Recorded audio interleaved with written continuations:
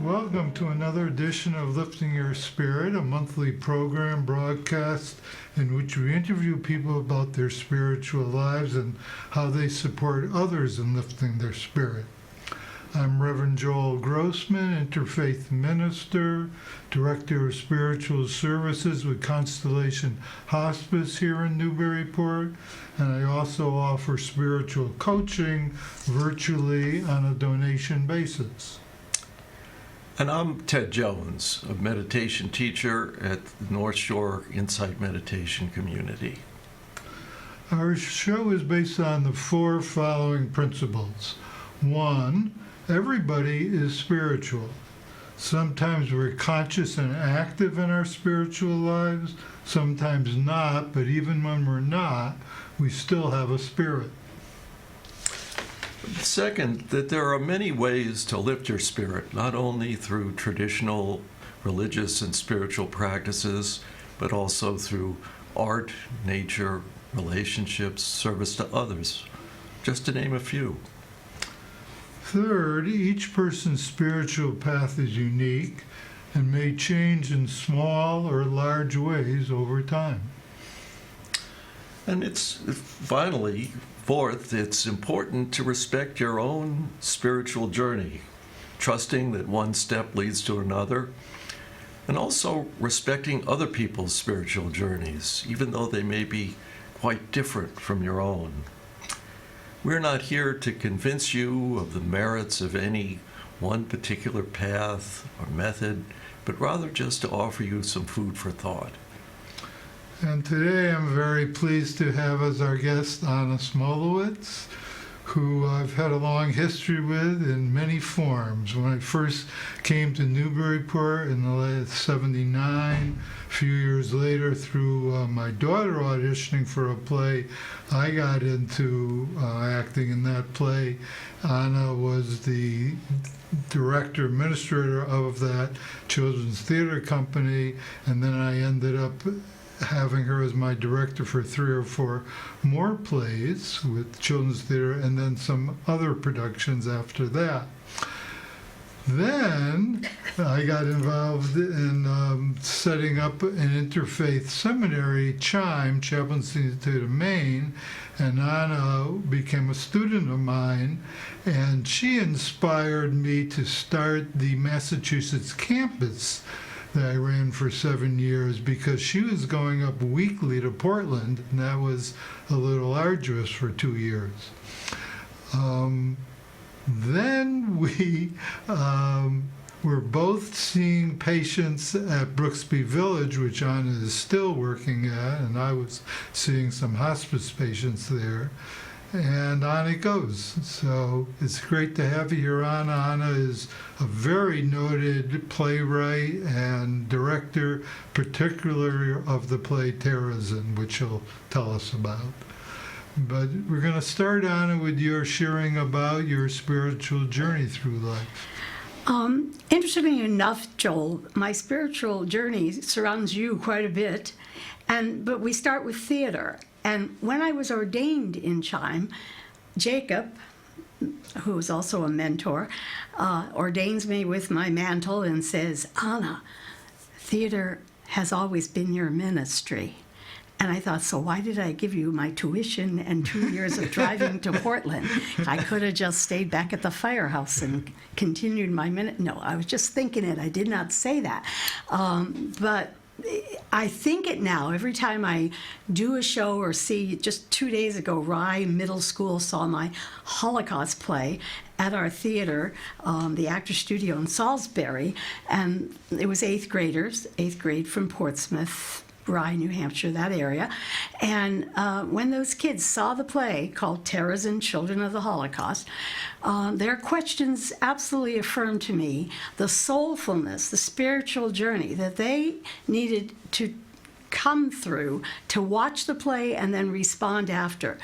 They connected the dots between the Holocaust and what happened in World War II to what's going on today. And their questions were so profound, so important to hear, because they are, in fact, the hope of the future. And I could really remember Jacob's words resonating in my head. Theater has always been your ministry. Working at Brooksby Village as a hospice clinical hospital chaplain there, I realize every day that the three components of healthcare, mind, body, spirit, is always in play. Mind, body is clear. What happens when you go to a hospital, your body is attended to immediately, and your mind and every anxiety that comes around being sick and in a hospital and aging comes to play. The spirit doesn't necessarily get attended to immediately because it's not in trouble, but it is in trouble. Just going to the ER, the spirit is attacked perhaps because of fear, doubt, and insecurity. What's going to happen to me?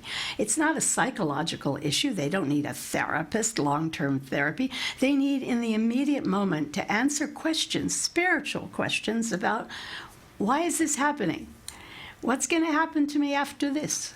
Is there a place I'm going if I should die? What about death? Shall we talk about death? That is not a psychological issue. It's from the mind, body, and You spirit. left out the big one. Why is it taking so long? Oh, I forgot about that part. That's psychological. Patience, my friend, patience. But really, the other day, a guy said to me in the nursing home, I said, "How you doing, Mr. So-and-so?" And they were playing a wonderful game, and everybody was engaged a bit. And he did his thing. I won't describe the game. And he said, I was a professor at Harvard, and I'm playing this young people's game. And I said, well, everybody's just getting along. It's community building. And he said, yeah, I feel like a potted plant. Oh, I say, here's this spiritual opportunity, as they taught us in CPE, Clinical Pastoral Education at Beverly. That we did that together, right, Joel? Well, I followed you. Oh, you followed me, of course. The second Jew at Beverly Hospital. At any rate, I said, sir, say some more about that. And he did. He said, well, what is the meaning of life now? And not there where he was, but anywhere when you're past 80. What is the meaning of my life? What is the purpose? What am I here for still? What category is that but spirituality? You've lived a long life. You have so much knowledge, experience, and understanding of your life's journey that you can share, that you can teach, that you can model for young people. You have a lot to give. And he's looking at me like, yeah, say some more. I said, no, you say some more. Come on back and tell me what you did, when you were working and pursuing a career and your relationships, your stories. Let's talk. And by just being in that moment together, that's where his meaning and purpose started to blossom, I think. Not because I was the one asking, because anyone can ask that question. Any family member can ask Grandpa, so, what do you think and feel about this? And where are you now around that? And I'm sitting at your feet ready to be taught, and I want to understand from your experience in life, where I'm going. I have a lot to learn from you. Other cultures understand this, and aging is respected. And people realize it's time limited, and that if you want to know something from Grandpa, you might ask now, and you might find a way to engage that reminds Grandpa that he's important to you and that he has meaning and purpose and wisdom, and he can enlighten you perhaps with the example of his journey, his life. That's what I think of my spirituality now, besides doing the play every weekend for 54 years. Is that, it's been 54 years. Wow. Straight. Wow. I wrote it 55 years ago, and it has been performed every year, even in COVID, because we made a movie and sent that to the schools for 54 years. Because hate keeps us busy. As long as there's prejudice, hate, bullying, cyberbullying, we got a job, and we do it in the schools, locally. Could you describe the play a little bit, going back to your inspiration in writing it? I was getting a master's in theater in Cincinnati, and of course they always tell you, write what you know. And I immediately thought, I know the Holocaust because I was born in a DP camp in Germany after the war. My parents survived Auschwitz and Buchenwald. DP camp? Displaced persons. Okay. I was born in a camp near Dachau that was taken over by General Eisenhower and his guys who liberated Dachau. It was at any rate, my parents re-met after the war 9 months later, found each other on a bus in Munich, and married 9 days later. Wow. And I was born, my father said 9 months and 2 hours later. Now, let me just make sure that we understand the sequence Yes. here. Were they a couple prior to the war? No, he was married to someone else. Okay, but they knew each other in some... They met. They had met, okay. Here's a tough thing to tell you. She was secretary to Adolf Eichmann, the gas chamber guy. She brought him his lunch at the gas chamber. She was 15. Pretending to be older to survive. My father was a cook. He made the sandwich that she had to test so it wasn't poison, and bring it to Eichmann and wait with him at the gas chamber and bring the plate back to the kitchen. That's their whole relationship. That was it. She fell in love. He was married. Nobody's dating in Auschwitz, and she never forgot him, and she spent the next year after her survival looking for him, Sam Smulowitz, and she found him on a bus. She'd been to 5 or 6 German cities, looking at Red Cross list and Jewish list of, he was not on any list of survivors, but there he was on a bus, and she said, "Hello, you're Sam Smulowitz?" I said, "Who are you?" Everybody now had hair and weight. He didn't recognize her, and she recognized he had blue eyes, and she just knew him. And he said very romantically, "What do you want?" And she said, "I want to be your wife." Wow. And he said, "Well, maybe we should get a beer first." And they went to a pub near Munich, Plattling, and apparently they got along. And 9 days later, they were married. And 9 months later, in 2 hours, I was born in Plattling, and they lived in a displaced persons camp, survivors, and I was, first 3 years, my first language was German, ironically, and then eventually we came to America. So that is my beginning. Yes. Yeah. And the coming to America, was that directly to... Louisville, Kentucky? Louisville, Kentucky? No. Oh, gosh, if we could have just known what that was going to be. But we went to New York, to the Lower East Side. My dad was a kosher butcher. He was one of his skills. He was a cook, That helped him survive in Buchenwald. That was his second camp. And the Jewish agency sent us from New York, which would have been great to stay in New York, to Louisville, Kentucky, where he was the kosher butcher of the state of Kentucky. So if you wanted kosher meat or matzah at Passover, you went to Sam's Deli. And you got the real deal from the real Jew who wore a skull cap and closed on Saturdays. And that would be the only person in Kentucky who did that. Oh, here's my favorite story. One of his best customers was Colonel Sanders, who brought the bucket of chicken every Friday because he liked his dad's corned beef. He got a corned beef on rye every Friday before Shabbat, before the closing of the store. He brought a bucket of chicken. Dad always said, and I witnessed this because I worked at the store, "Get that chicken out of my store. I'm going to lose my license. I'm a kosher butcher."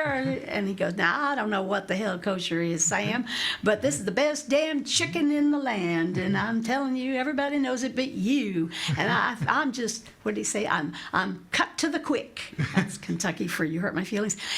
"And you have good corned beef, but my chicken's better. And I want you to eat it." And he, "Get out." So that was my favorite. He wore a white suit and one of those black little, And I was waiting on him. "Colonel Sanders, who are you?" "Sam's daughter." "Oh, that's right. Do you want a piece of chicken?" No, thank you, I can't. My father would be mad. So it's kind of a little stylized play of their own. Oh, it's a play. I don't know, performances. Would it have meaning anywhere but Kentucky? I'm not sure, but I can't forget it because the two of them were adorable together. "Sam, you know, and Dad would be smoking a cigarette going, get out. Get out of my store. It was funny. I remember it fondly. So did you have an early Jewish education? Oh, yeah. Bat mitzvah? No, because in No? those days girls didn't get the 1950s, and no, you know how that goes. And we were Orthodox Jews. Oh. Yeah. So the men on one side, the women on the other, the separation. But I did have a great Jewish education, and the rabbi liked me, thought I was funny. And so he spent time with me and taught me separately if I wanted to come to learn, and I did. And I think that was the groundwork of my Jewish identity, because I was a girl who thought was worthy of being educated of Jewish Bible and thought, and made me feel like, well, maybe I should do something with this. And I was like 9, but I really thought it at the time. I loved the study. I loved Judaism and what it stood for. It made a lot of sense. But remember this, I'm in Kentucky in 1960, and my next door neighbor was the head of the Ku Klux Klan in my neighborhood. Really? Yeah. Yeah, I never told you that story. No. Can I tell it quick? Sure. Do I have Yeah. time? So his daughter, Margie, won't say last names, loved her, best friends, but I thought it was odd that I was never invited in her house, and she was couldn't come. My parents said, bring her if you want, but she couldn't come to my house, and we shared a driveway. So it is what it is, and we just followed our parents' rules. Then we're walking to the bus stop one day, 1960, what were we, 11? I don't know. There is a golf course coming up across the street, and Huntsberger Lane, Louisville, and it said on the golf course as it was being constructed, big letters, no Jews, no blacks, no dogs. And Margie said, and I know she was my best friend, but she said, I wonder what they got against dogs. Oh, wow. And I said, Margie, you know I'm Jewish, and that hurts my feelings. Oh, well, you're not like those other Hebrews. You don't like money, and you don't even wear gold things, and you don't, oh, well, you do talk a lot. But you're just, everything else is just kind of like Baptist. You're kind of Baptist. I went, okay, well, I got it, but that was my first time not really standing up for what I felt was really racist or anti-Semitic, which is what my play does every time you see it. Kids connect the dots to today from what happened in the Holocaust and can name it as racism and hatred and can recognize what it looks like today and connect the dots. That's the point of my play. And I didn't do that. I didn't stand up for my Hebrew people. I was scared. And I was rightfully scared because her dad and mom taught her ideology. And I knew it was fringed in stupidity and ignorance, but I didn't know how to respond to that. Yeah. You know what I mean? Sort of. That's a problem today. Same thing. How much time do we have? Because I'm dying to tell you another Margie story. Sure. Do we have a minute? Yeah, but please go ahead. Margie is remarkable. important to me because I loved her, and then I knew we were not going to be fated to be best friends. At some point, it felt like it had to end, and I'm only again in the 6th grade, and I'm scared that our parents are going to separate us. I just have this intuition, and it happened. We were separated. Why? One day she says, I have to do the Southern accent because this is where we came. It's Halloween and we need a costume, and I have a perfect costume and it's hanging in Dad's closet, and I'll just go in and get it. And you got to come with me because it's big. It's this big long white sheet, and it's got a hat, and we'll carry our jack-o'-lanterns, and it'll be long. You just hold it up and just walk down the street and say trick or treat in it. It's a ghost costume. So we wear it. It has a cone-shaped hat and 2 big circles for the eyes, and I'm in one circle and she's in the other, and we fit in it. We hold it. We go to a house, and the woman that opens the door goes, Herb, oh my God, they're here. Oh, they're short. And oh dear. And Herb goes, I see the husband go to a phone. like immediately. I think he's calling the police, and we've done so. We stole this, this thing. We did kind of take it. We didn't ask. I'm scared to death, and I'm thinking I'll just get out and run like hell. But then I don't want him to see who I am. I don't know what to do. And Margie goes, just be quiet. Don't talk. And he immediately calls somebody. Immediately. How does he know who to call? It's the police. No, it's not the police. It's her dad. He comes running 2 blocks. He pulls it off. He does what they do in Kentucky. Whoops, are good. And he says, you little kike. I thought he said kite, but it was not that word. And I don't know what it was, a kike. You stay the hell away from my daughter, and you ever come around again, I swear to God, I'm going to kill you. And I remember years later, the look on his face is the same pictures I've seen of Nazis looking at Jews. It was hateful, and I was 10 or 11. I was a kid, and he didn't like me, and he didn't know me. I didn't get it. And she started crying, and she said bye, and she knew it was it for us, and it was it. How did that guy know who to call? There was an emblem on the hat that was specific to the head cluck. That's not what they're called. The grand somebody. Or other, yeah. Yes, whatever that word is, that was him. Years later, I figured it out. 50 some odd years pass, and she finds me on Facebook. Really? Wow. Her name is no longer Margie, blah, blah. She changed her first name and her last name, got married, became a teacher. We had a great talk. She apologized for that time, but she said she didn't quite know why he hated me and my parents. He said that once, she told me her mom told her that my parents, even though they had the blue numbers, made it all up, that there's no such thing as the Holocaust. So I personally heard an example of Holocaust denying from Margie, and she said, I knew that you weren't lying, but that's what my parents told me. And then she said, I have even more something to tell you why I changed my name, moved to Atlanta, and never came back to Louisville. Because my dad was the head of the Klan. And the Louisville Ku Klux Klan was responsible for the bombing of that church in Alabama, where those 6 little girls died, those little black girls. That's how she said it. Those little black girls died, and my father and the whole Louisville Ku Klux Klan planned it, plotted it, and went. She said her dad didn't go, but nobody paid that price until 2 years ago, when the daughter of one of the guys who was still alive went to the FBI and said, my dad's been bragging about this for my whole life, and he was responsible. Wow. And I can't live with it anymore. Wow. I can't have him one more time say we got rid of those ends. I can't do it. I just know it's wrong. And so she called the FBI on her 80 or 90-year-old dad, and he went to trial. 60 years later, nobody else paid but this one guy for the Louisville Ku Klux Klan.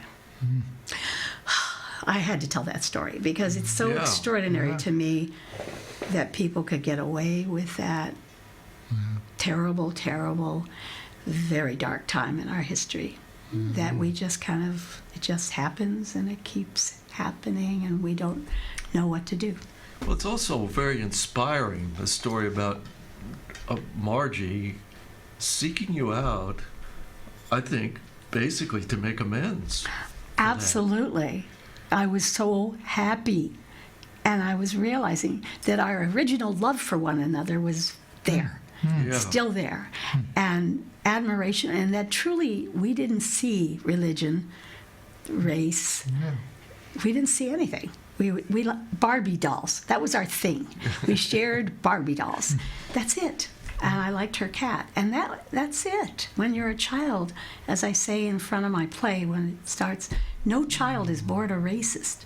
They have to be carefully taught, but they can be untaught. And that's why you're here today, kids. Watch the play and then tell me after if you can connect the dots with your life today. And that's the point. And that's spirituality to me in terms of communication. And could you just kind of describe this? It's a sort of kind of script. What happens in the play? It's based on the drawings and the poems of real children, 16,000. I don't have that many drawings talked about, but there were 16,000 children from 1942 to 44, and 89 survived. That's a staggering realization. And I saw the exhibit when I was trying to write my thesis in Cincinnati. I'm walking by a museum, and it says, "Today, children's art from the Holocaust." And there was a sign translated from the Czech language to say, "If you should find this, please tell someone what happened. We want our lives back. We want to go home. Please remember us." Chaim Landau, age 14, transported to Auschwitz on this date in 1943. That's the first thing I saw. And then I went inside, and there were these amazing drawings on the wall and poetry mounted on what looked like garbage bags, brown paper, and newsprint, and on colored pencils. Not much in the materials department, but art. And the art was mostly of butterflies and sunrises and dogs and cats, Passover table. It was the happy memories of their life before Terezin, which is near Prague in Czechoslovakia. And it was, this is what a student of mine said the other day. This is what it was. If Anne Frank hadn't written the diary, and if no one ever found it, she would have never existed, said my student. And that's why I wrote the play. If those kids hadn't left their poetry, their letters, their pleas, their drawings, and they hid them in the camp, in the bunks, they hid them. If they had not been found, if they had not written them, they would have never existed. But I wrote a play to remember them. I went with his directions, Chaim Landau, and that exact line, those lines are in the play. First thing I wrote. And I wrote them at the gallery. He said, "I gotta close, it's 5 o'clock. And I said, "I need to write a play, not tonight, but I need to start, and I want to copy some of these poems, and if I can." And I just, "Do you have anything to write on or write with?" He said, "I have some brown trash bags. I could tear them up for you. And I got some crayons and a pen, but I don't have a pencil. I don't have an eraser." But same materials. And then I said, "But I can't come back tomorrow. I have to go to class." He goes, "I'll stick around for a little while." So he goes in his office. He stuck around till 9 p.m. Wow. And I had a lot of time, those 4 hours, to create the characters, the first characters. I named them after my cousins, my sister, my aunts, uncles, a grandmother, who all died in Auschwitz. So I got a good start. I used the artwork, the writing. And it began, and this is 1970. And it was first performed in 71. And I'm still in touch with those kids. Aaron is the oldest boy in the show. He was 18 at the time. He calls me, and I went, "Oh," and so I talked to him. "Hi, honey. How are you? Oh, my God, it's been so long." And he said, "Yeah, I was just calling to see if you were still alive." I went, "Oh, thank you, go to hell." And then I said, "How old are you?" 71. Wow. Oh, gee. "Oh, honey." He said, I'm not a kid anymore. I have grandkids. Great. I went, "Oh, my God, time flies, don't it?" He said, "Are you still doing this play?" I went, "Yeah, did you notice there's still prejudice, hate, discrimination out there? Have you noticed that?" He goes, "Yeah, absolutely." So keep it up. Now, this play has been done all over the world and won national awards. Yes, thank you for mentioning that. I'll pay you later. 1984 American Children's Television, I knew then. WBZ came to West Newbury, where we had a little children's theater, the church there, and they filmed it and entered it in the TV Emmy Awards, and it beat Sesame Street. And these are local actors who did that, kids. And since that time, it's had such an extraordinary journey. Cuba, Germany, 3 times, schools in Berlin, really cool. Auschwitz, we performed there. These are kids from Newburyport. and just this area. The Fringe Festival in Scotland.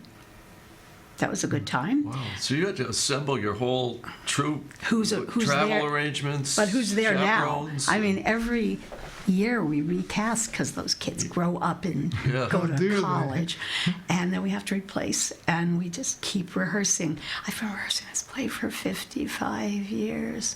Not every week, but could be. Every few weeks we rehearse for 3 hours. Yeah. Now, to kind of switch the conversation a bit, then you end up being an interfaith minister. Yes, but there's reasons. How much time do we have? We have 15 minutes. Okay, so I'm visiting Mark Clopton's brother, my ex-husband's brother, in a hospital. St. Vincent's Hospital. It's no longer there. The last time it had a rebirth was 9/11. And everybody went to St. Vincent's, and it was down by, Wall Street. This hospital is no longer there. But in that hospital was an AIDS clinic ward, maybe 2 floors of all men. And Ben was dying of AIDS. This is Mark's brother, older brother. And Mark and I have a son, so Aaron comes, my present husband Alan comes, and we all schlep together from Newburyport to New York to see Ben.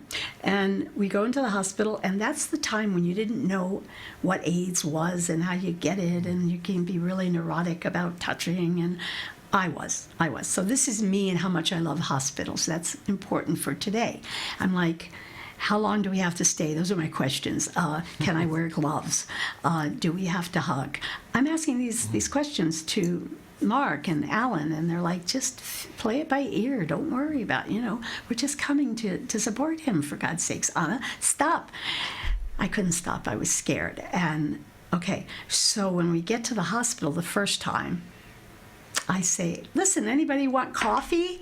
Because I do. Go get some. And I will go to the coffee shop for us. And they're like, we need to go see Ben now. I'll be right there. Just going to get some coffee. And maybe I'll spend a little time in the coffee shop. And so I go to the elevator, and this guy wheels up really fast as I press the button, and he says, he puts his hand over mine, and he presses the down button. I press the up, and he goes, where are you going? I say, the coffee shop. And he goes like this. He touches my hand and does you just show me the face I made. Mm-hmm. I'm like, oh, no, now I have to wash my hands before I touch anything. I'm just being as neurotic as I am. And he gets on the elevator with me, and he's wearing a gown, and he's looks like end-stage AIDS in those days. Very dark spots. It was terrible. I was so horrified for him, not just me. And we go down, and he's paused, and then he says to me, I like coffee. And I go, okay, could you buy me a cup of coffee? We could talk. I'm like, okay. I said, I have to visit my brother-in-law. I changed my mind, I don't need coffee. And he goes, no, let's have a cup of coffee. So we stay in the restaurant with our cups of coffee, and he tells me his roommate, who also has AIDS, hasn't had a visitor. And he has, and all the guys in the hallway, mostly including Ben, has had constant visitors, but his roommate hasn't. Would I come visit his roommate? And I thought, Later, I call this a divine intervention. Much later. And this was the story I told when I was interviewed for Chime. This is the very story when they said, how did you know? What was the sign that you wanted to be an interfaith chaplain? Did something happen? I went, I guess something happened. And we have our coffee, and he tells me his roommate's story and how his parents rejected him when he came out. And when he got sick, his parents said it was God's will for him, for his sins. And I'm listening and feeling empathy. I'm recognizing that I don't even know this guy, and I'm just feeling so sad and frustrated for his roommate and him. And anyway, so I'm going to go visit him. I don't know what I'm going to do when I visit him, but I'll say hello. I know how to do that. And we go in, and the guy looks even more ill than his roommate, and he looks up and he smiles. He's African American, and he opens his mouth and his teeth are beautifully white, and he smiles, and he's very handsome and lovely, and he puts his hand out that's totally, it got sores on it. He goes like that.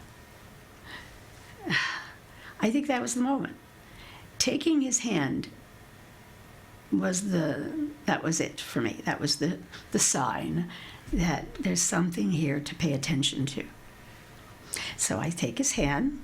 I can wash my hand, I can wash my hand, I can wash my hand. He just wants you to hold his hand. Can't you do that, Anna? Yes, I can.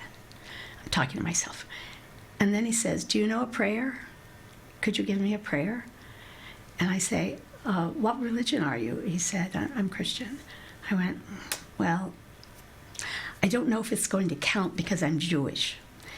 That's just me trying to get out of this moment. And he says, anything, you just make it up. Now, I'll put in Jesus' name. It's okay. He's teaching me how to be a chaplain, an interfaith chaplain.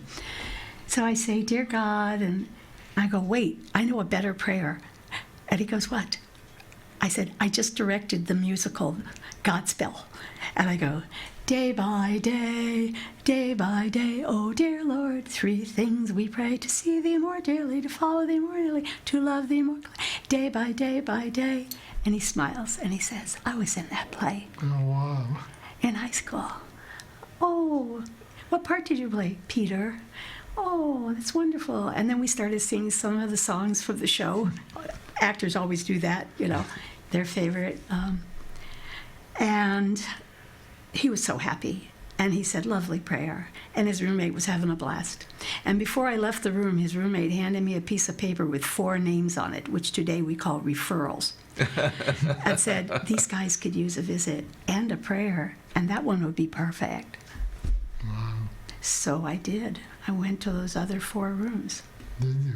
Yeah. And then I went to see Ben, and they go, where the hell have you been, and where's the coffee? I'm like, I've been visiting the men on the floor. I went, why? My husband goes, why? The other husband says the same thing. What are you doing?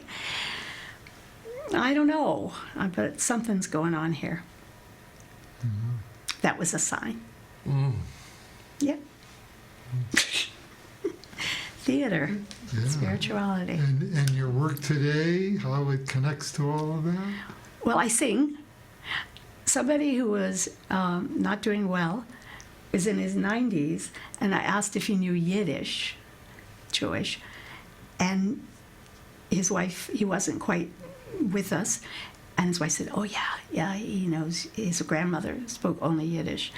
So I sang him a Yiddish lullaby, because my mom sang them. I know a lot of Yiddish songs. I sang it. He opened his eyes. It just ding. He didn't come back, but he opened his eyes, and his wife said it was the lullaby. So I today, any chance I get to combine what I enjoy in music and theater, any way I can, I try there. So that's where it crosses over. But the fact that I got over my fear of hospitals and the fear of illnesses and fear of, because for the last 22 years I've been in hospitals, as you know, Joel, and sometimes it's a little edgy, but most times I say to myself when I'm in a room, cold call, I say, God, how will you use me today? And why did I end up right here at this door? And I get an answer every time. I know the coincidence or God incidence of how I get to not a Jewish person's door, just a person. Mm-hmm. I say, you don't have to be Jewish to see me, just a little annoyed with the facts of life and the disappointment. Just if you got that going, we have a platform together. Yeah. Aren't you glad you asked? Absolutely. Very glad, very glad. This is really Thank you. Extraordinary. Thank you. We're still doing the show in schools. We'll be at Knock Middle School, which only the school, 7th grade, will see. Next fall, we're at the high school. We just did Triton High School last week. Pentucket is back next year. We're local, but we went to Danvers last spring because there was a bad thing happened there. So they invite you, and we go. We do charge, so we can rent a truck and rent a technical person. We have to pay them because they are like normal people who ask for money. But other than that, the kids and I, we're not paid. One girl was asked, why do you do this show for Ava Valianti, 10 years? And I say, you can get out of the concentration camp, leave, run. No, it's my only way I can address social injustice issues. And she always says the same thing brilliantly. I'd rather be an upstander than a bystander. She always says that to the kids. And that's her chance. She does the play a few times a year, and that's her way of doing her social justice piece. Yeah. She says, if I change one mind, one kid in the audience who thinks following a bully isn't that cool, I'm good. It was worth it. So I think that's true for a lot of the kids. Yeah. They do it because it's their empowerment, their way of commenting on what's going on. And do their spiritual work and enliven their own spirit, because the arts is an incredible way that we do that. That's how you speak truth to power. Right. Because when it's true, and it's not, you can't deny it. You know it in your heart, you feel it. Not just the actors, but the audience. The Rye kids, unless I said this already, there were 2 8th grade girls who were passing the same tissue during the play. They were crying by the first 10 minutes, and they cried through the whole thing, and they kept sharing the tissue. I kept wanting to give them one, but it was so sweet that the empathy from 13-year-old girls from something that happened 85 years ago had meaning for them. They felt it, and it was great to know that it works. So before we go to our wrap-up questions, is there anything else you'd like to share? I think I've shared more than you need. I tend to do that. I'm a too much information girl. But, the stories were all that. There's a book we read in Chime about road signs, or, it's the book about seeing signs and recognizing them as spiritual messages that you're on the right path, or this is the path to go. Choose it. There was a book we read that our students read, and I know we read. Do you remember the name of it? It sounds like road. Is it Road Signs? Yeah. It's as basic as that? Yeah. Road Signs? Yeah. And that really spoke to me. That I got my signs, and when other people tell me their experiences, when they start to, I have interviewed people for Chime, and I always ask them, have you had any experiences or signs that tell you that you need to find this school, and why? And that's what I was asked, and so I asked them, and inevitably everybody has one big story, if not, and some of those stories are tragic, are life-altering, sad things that pushed them in the direction of finding light and relief and peace and healing. And that's what they found by going into the direction of their own spirit. And it's interesting how all the names that are holy, that in those interviews we never really say, I don't say, tell me about Jesus and your connection with Jesus or your connection with Allah, or whoever it is I'm with. I don't ask that, not because I'm uncomfortable, because it doesn't seem to matter. There's a universal quality to everybody who wants to join this journey, and that is there's something out there, and for me, it's my unique relationship with Spirit, God, however I choose, who I choose to call God, that is consistent for everyone, which is I feel enlightened and informed to know where to go next. And I've been looking for that message for so long, and it's here. And I'm going to risk it and take that first step, not just to go to Chime or a divinity school or read the Bible. It's just Take trying. that hand. Yes. Yes. And again, I'm not talking about getting religion, and I'm not. I need to say that because people kind of get scared of the epiphany and the light came and I saw God. It's not that. It's I saw hope, kindness, love in this pursuit. I saw healing. I saw that the world could indeed survive the other stuff. And I know I can play a part in that in some way. And so I'm going there. That's my path. I choose that. All right. So, for our listeners and viewers who may be interested in that level that you're talking about or just want to have a better day, what do you recommend? Ask yourself what makes you happy. When are you smiling? When do you laugh? At which time? Which experience? Who are the people you're with that inspire you, that are on the path that you might like to join, perhaps? Who are, your mentors, your teachers? Keep finding a path towards that light, those folks, and those experiences. Just keep choosing what is positive in your life as opposed to what is darker and not so good and makes you feel bad on a daily basis. Perhaps that isn't your best choice. That's what I say to kids. When you choose your friends, choose wisely, because, you kind of are judged by your friends, and you take on their personas sometimes, and be careful. Just be careful. And, Robert Frost, was it Two Paths? Yes. Oh, choose the right one if you have a choice. That's my answer to that. Thank you so much, Anna, for your sharing. Thank you for having me. I love to talk. It was really wonderful having this conversation with you, Anna. Thank you. Appreciate it. So thank you, viewers, listeners, and I hope you join us again next month. So have a good day.